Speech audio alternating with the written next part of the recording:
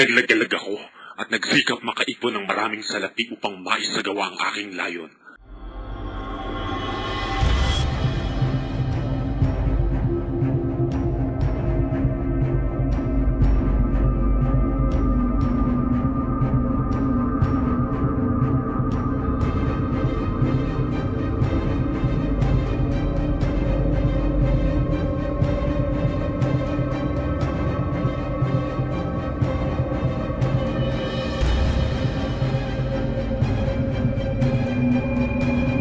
Ayaw ninyo marahil ng mga alahas na pangkaraniwan o mga huwad lamang. Siya nga po, mga brilyante, matatandang brilyante, mga bato sa una.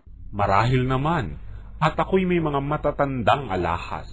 Mayroon po akong mga kwintas ni Cleopatra, mga sadyang nakuha sa mga piramide, mga singsing ng mga senador at mga ginoong taga-Roma na natagpuan sa mga guho ng Cartago. Ibig ko ang pagkakayari. Magkano po ninyo ipagbibili ito?